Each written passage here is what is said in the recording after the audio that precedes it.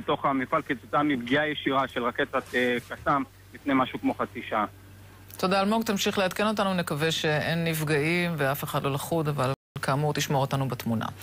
ממשיכים במגזין. השנה נשבר שיא בהיקף ההשקעות הזרות בישראל, או יותר נכון בהיקף ההשתלטות של חברות זרות על השוק המקומי. מאתר המחירות יד 2 והתנובה נדמה שמעולם לא היינו מחוזרים כל כך, ונשאלת השאלה, האם זה יותר טוב לנו או יותר רע לנו? בשבועות האחרונים מאז נמכרה תנובה לברייטפוד הסינית, שמענו בעיקר את הביקורת, את החששות ואת הפחדים. גם אנחנו כאן במגזין התרענו כבר לפני כ6 חודשים על ההשתלטות הזוחלת של הענק הסיני על מגוון רחב של ענפי תעשייה, אקדמיה ומסחר ישראלים. אבל עם כל הכבוד לביקורת העיתונאית המתבקשת, חשבנו שיש מקום להציג גם את הצד החיובי של מהלכי הרכישה הזרים במשק הישראלי. וכן, יש כאלה. אז עד כמה טובות לנו ההשקעות הזרות ובאילו תנאים הן עשויות להיות טובות אפילו יותר? ינון מילס יצא לבדוק.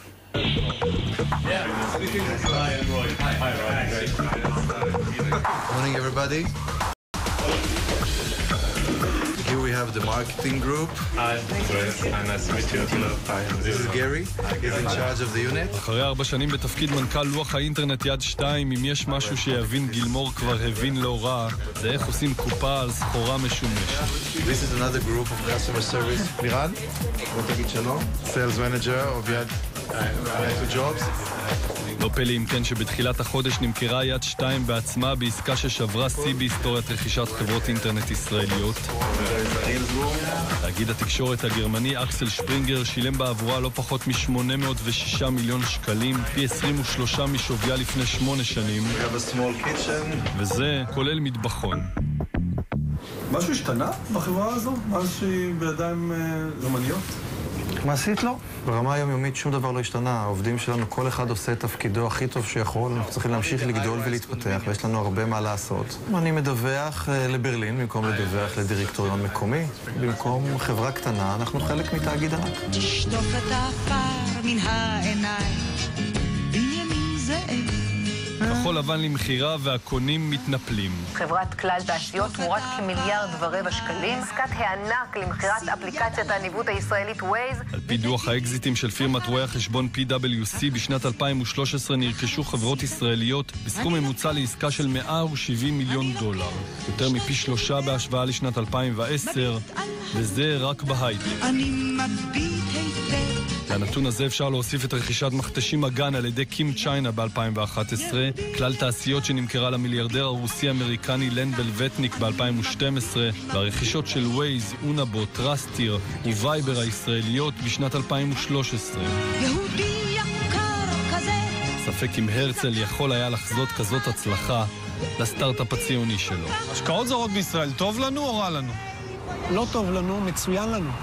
זה מעשיר, זה מפרה, זה מעורר פעילות כלכלית, אנחנו לא אי בודד, אנחנו חלק מהעולם המפותח. רע בזה? ברור שרע בזה. ישראל היא אך ורק כלכלת אקזיט.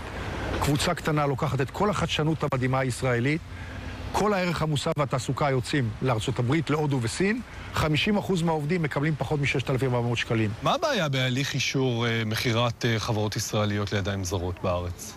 הליך לא קיים. אין הליך כזה. המחירה של חברות לא מחייב אישור, לא מחייב בדיקה, ולפי דעתי זה מחדל. זה ה-Command and Control Center. את הצד החיובי של קשת עסקאות המחירה מייצג באופן מובהק הסיפור של בני לנדה. כאן יש מצלמות שמצלמות כל מה שקורה בתוך המכונה. בצד שמאל זה מצב המכונה, זה לופה דיגיטלית, אתה יכול להסתכל על זה ולראות את זה במסך. זה נקרא קוקפיט, כמו תא הטייס. לנדה לא נולד עם כפית של זהב בפה, רק מכונת צילום קטנה שהבטיחה לו לכל היותר עתיד של דפס. גדלתי בבית מאוד עני. אבא שלי היה לו חנות עם פינת צילום, ומאז שהייתי ילד קטן, בן 7, בן 8, אני עבדתי עם אבא שלי בפינת הצילום. כל החיים שאני עוסק בהדמיה. אבל מגיל צעיר הוא ראה איך מכונות ההדפסה האלה יכולו בסופו של דבר להדפיס לו גם מיליונים. זה נוח להגיד, היי, בטח, היה לנו חזון מההתחלה, בדיעבד, אבל מה? המון מזל. המון מזל. ב-1977 הוא הקים בנס ציונה את חברת המדפסות אינדיגו, שחוללה מהפכה בתחום ציוד ההדפסה בעולם, עם מדפסות חכמות וקטנות יותר לשימוש מסחרי.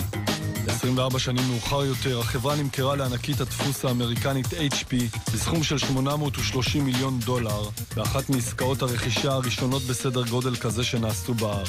מהיום הראשון הבהרנו, זה ברור לכולם, שתנאי בל יעבור למכירת אינדיגו ל-HP היה ש-HP תתחייב להמשיך להשקיע במחקר ופיתוח בארץ, בייצור בארץ, בהרחבת הפעילות. היא התחייבה לזה והיא עמדה בזה.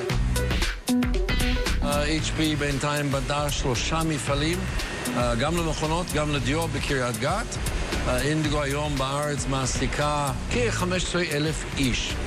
תכפיל ב-3.6 נפשות בכל בית אב, זה אומר 50,000 איש מתפרנסים מאינדיגו, שזה קצת יותר מ0.5% מאוכלוסיית מדינת ישראל. אז כאשר מדברים על אקסיט, זה לא אקסיט, זה entrance, זה כניסה לארץ של מעצמה עולמית. אנשים מתבלבלים עם הנושא הזה של בעלות. בעלות לא מעניין לאף אחד, זה לא מזיז את כלכלת המדינה. האם זה טוב למדינה? האם זה יוצר מקומות עבודה? זה המבחן היחידי.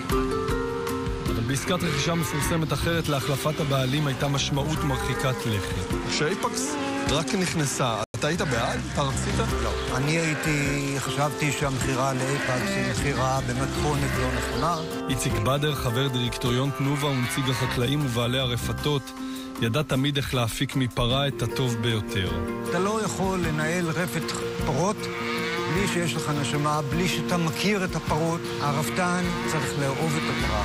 הוא צריך לדעת מה היא צריכה, מה היא רוצה. לא רק לחלוב אותה. לא רק לחלוב אותה. ולחברת תנובה עצמה לא תמיד התייחסו על פי הכללים של בדר, לפחות לא ב7 השנים האחרונות, כשתנובה הייתה תחת השליטה של קרן ההשקעות אייפקס. היה ברור מראש, כשאייפקס נכנסת זה קרן. היא באה לפרק זמן מסוים, היא רוצה לעשות סיבוב יפה על הכסף, להרוויח הרבה כסף ולהעביר את תנובה לאחרים. בעוד שאני מתייחס לתנובה כמערכת עסקית ערכית שהיא חלק אינטגרלי מהחקלאות הישראלית. תנובה נמכרה היום סופית לקרן ההשקעות אייפקס תמורת מעט יותר $1 מיליארד. סנטימנטים לא היו בתפריט המניעים כשבנובמבר 2007 רכשה אייפקס את תנובה. מי בעד ירים את היד? ראשי הקרן הבריטית קנו כדי למכור, כשמול עיניהם מתנוסס רק אינטרס אחד, שורת הרווח העתידית. הדרך שלנו עכשיו זה לנהל את תנובה כחברה פרטית. את הקופון גוזרים המשקיעים הבריטים בימים אלה עם מכירת תנובה לברייטפוט הסיני, תאגיד כלכלי ריאלי, שעל פי כל הערכות בא כדי להישאר. ההבדל הוא הבדל מאוד יסודי. גוף פיננסי בא ועושה את הכל כדי למקסם את הרווח לטווח קצר. גוף אסטרטגי בא כדי להיות שותף לאורך הרבה שנים. והוא רוצה לפתח את העסק וליצור מנועי צמיחה חדשים שצורכים לפעמים השקעות גדולות וארוכות טווח.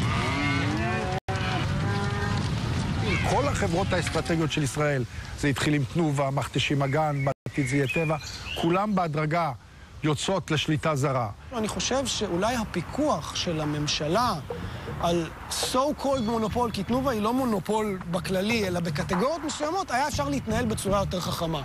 אבל זה לא בגלל שאייפקס הייתה שם. אני בטוח שאם היו שם שחקנים אחרים, היו עושים אותו דבר. למה? כי הם יכלו. בהיסטוריית הרכישות של חברות ישראליות אפשר למצוא גם עסקאות שנויות במחלוקת, כמו חיפה כימיקלים שנמכרה ב-2008 למשפחת טראמפ, ומאז צומצמה מצבת עובדי דור א' בחברה מ-300 ל-80. הם רוצים שיהיה מצב של אדונים ולא עובדים, עבדים. בכל אחד מהמפעלים שבהחזקת נל בלווטניק, כמו קיטן ונייר חדרה, פוטרו כ-40 עובדים. ייתכן שבין השאר בגלל המשבר שפקד את ענפי הנייר והטקסטיל. מכירה של חברה ישראלית לגורם זר, יש לה השלכות פוטנציאליות גם על המשק, גם על הקונים, וראוי שההליך הזה יהיה בו ביטוי לאינטרס הציבורי. אם יש סכנות פוטנציאליות לעסקאות כאלה, הן משתנות ממקרה למקרה. חשש מפיטורי עובדים, בריחת טכנולוגיה או השלכות ברמה המדינית כמו במקרה של חברות סיניות ודריסת הרגל ההולכת וגוברת שלהם במשק הישראלי. אתה משחק בנדמה לי כשאתה אומר יש רק שיקולים כלכליים. לא נכון. אני לא חושב שיש מקום לחשוש, אבל זו עובדה והיא לא תשתנה. צריך לדעת איך מתמודדים עם זה. אם נהיה כלכלת take the money and run, יהיו רק אקזיטורים, ורוב האוכלוסייה תהיה חוטבי עצים ושואבי מים. כלכלה שהיא לא ציונית, היא כלכלה של אי ערבות הדדית. היא יכולה לפרק את החברה הישראלית. האם המדינה יכולה להתגונן מפני עסקאות שעלולות לפגוע בה? באוסטרליה כל רכישה של חברה בסכום של יותר מ$420 מיליון תלויה באישור רגולטורי. גם בארצות הברית, גם בקנדה, אוהבים השקעות זרות. אבל כשיש חברות אסטרטגיות אומרים, נשקול האם למכור אותם לזרים. פרופסור זאב הירש ניסח הצעת חוק שמגיש בימים לחבר הכנסת אבישי ברוורמן, ועיקרה הקמת גוף שיפקח גם אצלנו על רכישות כאלה בעתיד.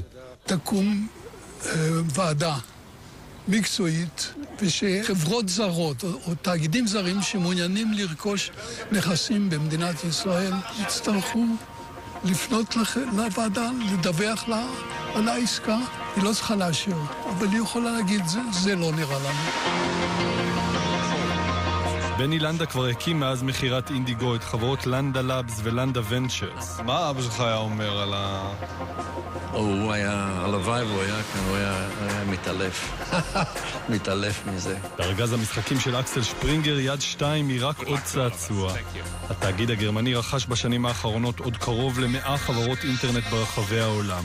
ומי מבטיח לך שיום אחד לא יבינו באקסל שפרינגר את המנגנון שאתם בניתם וייצאו עם אותו דבר באירופה וישכחו את העובדים כאן ואולי גם אותך? קודם כל זו זכותם של הבעלים. מעבר לזה שרעיונות שיש לנו אני אשמח לשתף עם קולגות שלי בשוק האירופאי ואני אשמח ללמוד מהם. אני לא רואה בזה איום, אני רואה בזה הזדמנות. וביום אחד אם רוצים להיפרד אז אנחנו ניפרד. מהיום יד 2 היא כבר לא יד ראשונה, אבל מציאות כך למדנו לא חסר לוח המודעות הווירטואלי של כלכלת ישראל. אנחנו כמדינה חכמה עם יכולות צריכים למצוא תמיד את השלב הבא, את הדרך הבאה שלנו להתבלט וליצור לעצמנו מקורות השכלה ומקורות פרנסה ולא להצמד לגדר את עצמנו בכל צורה שהיא לא חכמה ולא מחזיקה מים לטווח ארוך.